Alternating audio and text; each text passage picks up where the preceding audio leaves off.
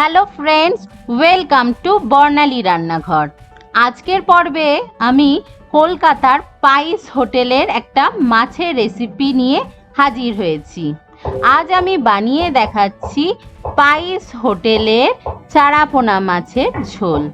এটা কিন্তু রেগুলার খাওয়ার যে মাছের ঝোল হয় সেটা না, একটু রিচ হয়, মাঝে মাঝে স্বাদ বদলের জন্য কিন্তু খাওয়াই যেতে পারে। খুবই টেস্টি হয় এই মাছের ঝোলটা।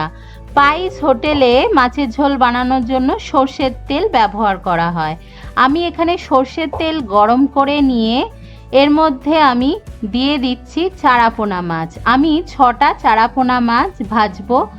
এখানে আমি মাছগুলোকে বেশ একটু লাল লাল করে ভাজবো, তবে অতিরিক্ত পোড়ানোর কিন্তু দরকার নেই। মিডিয়াম করে ফ্রাই করতে হবে, বেশি কাঁচাও না আবার বেশি মচমচেও না।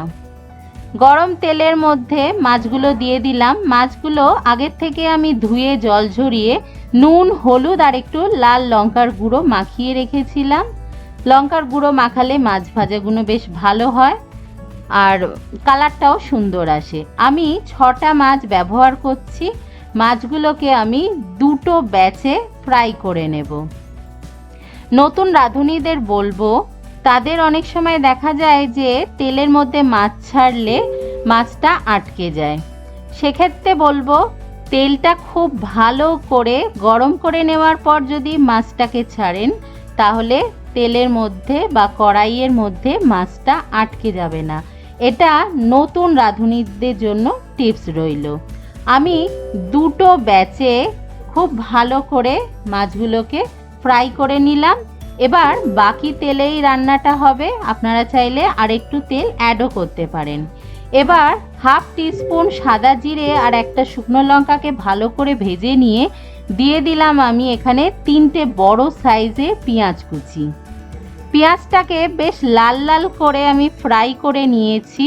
ফ্লেমটাকে এবার লো করে দিয়ে দিলাম এর মধ্যে 2টো পাকা টমেটো আর 2টো কাঁচা লঙ্কাকে আমি একটু চিড়ে নিয়ে বা টুকরো করে দিয়ে দিলাম।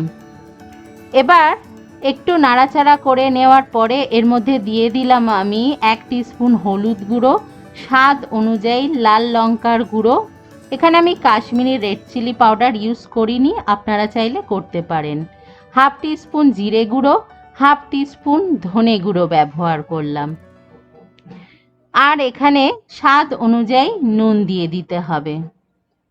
খুব ভালো করে মিক্স করে নিচ্ছি। যেহেতু টমেটো থেকে জল বেরোবে, তাই আমি প্রথমে জল ইউজ করছি না। আর দিয়ে দিলাম আমি এখানে 1 টেবিলস্পুন আদা আর রসুন বাটা। এখানে আমি রসুনটা বেশি নিয়েছি, এই ঝোলে রসুনটা একটু বেশি দেওয়া হয়, আদাটা একটু কম দেওয়া হয়। এবার ভালো করে একটু নাড়াচাড়া করার পরে এবার একটু আমি জল দিয়ে দিচ্ছি, যাতে মশলাটা পুড়ে না যায়। আর এই মশলাটা যত ভালো কষানো হবে, মাছের ঝোলের টেস্টটা কিন্তু ততটাই ভালো হবে। আর এই মশলাটা একটু ধৈর্য ধরে লো টু মিডিয়াম ফ্লেমে খুব ভালো করে কষিয়ে নিতে হবে। মশলাটাকে আমি খুব ভালো করে কষিয়ে নিচ্ছি, আমার ফ্লেমটা কিন্তু লোই আছে। যখন দেখা যাবে যে টমেটোটা বেশ ভালো রকম গলে মিশে গেছে, ঠিক সেই সময় এর মধ্যে একটু চিনি দিতে হবে। আমি অল্প একটু চিনি দিলাম। মাছের ঝোলটা মিষ্টি হবে না, কিন্তু স্বাদের ব্যালেন্সের জন্য আর সুন্দর একটু কালারে আনার জন্য চিনিটা অবশ্যই দিতে হবে। চিনি দিয়ে খুব ভালো করে আমি কষিয়ে নিলাম। আর একটু জল দিলাম, আর গ্যাসের ফ্লেমটা লোই আছে। আর একটু জল দেওয়ার কারণ হচ্ছে এর মধ্যে টক দই ব্যবহার করা হবে। আর কড়ার টেম্পারেচারটা যদি বেশি থাকে, দই দেওয়ার ফলে সঙ্গে সঙ্গে দইটা কেটে গিয়ে রান্নাটা খারাপ হয়ে যাবে।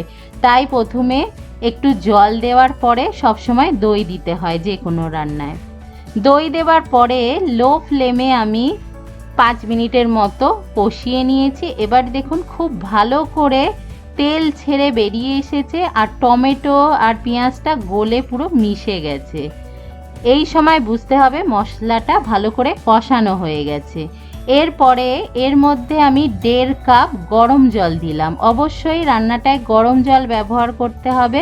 যে কোনো রান্নায় গরম জল ব্যবহার করলে রান্নার টেস্টটা ভালো হয়। ঝোলটা ফুটে ওঠার পরে দিয়ে দিতে হবে সেই আগের থেকে ভেজে রাখা মাছগুলোকে। ভালো করে মিশিয়ে দিলাম। এবার ঢাকা চাপা দিয়ে মিডিয়াম ফ্লেমে 5 মিনিটের জন্য ফুটতে দিতে হবে। 5 মিনিট হয়ে গেছে, মিডিয়াম ফ্লেমে 5 মিনিট ফুটিয়ে নিয়েছি, ঢাকাটা সরিয়ে দিলাম। এবার দেখুন এই রকম ঝোল থাকতে হবে, কারণ ঠান্ডা হওয়ার পরে এটা আরেকটু শুকিয়ে যাবে। এটা কিন্তু মাছের ঝাল না, তাই অল্প একটু ঝোল রাখতে হবে। হাফ টিস্পুন গরম মশলার গুঁড়ো দিয়ে ভালো করে মিক্সড করে দিচ্ছি আর গ্যাসটা বন্ধ করে দিচ্ছি। ঢাকা চাপা দিয়ে 10 মিনিটের জন্য একটু স্ট্যান্ডিং টাইম দেব, তারপরে গরম গরম ভাতের সাথে আমি সার্ভ করব। তৈরি হয়ে গেল আমাদের আজকের রেসিপি, কলকাতার পাইস হোটেলের মতো চারাপোনার ঝোল বা ছোট মাছের ঝোল।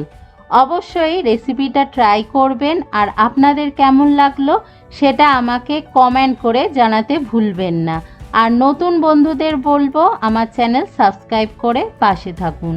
দেখা হবে আবার পরের রেসিপির সাথে। সবাই ভালো থাকবেন, ভালো খান, সুস্থ থাকুন। বাই।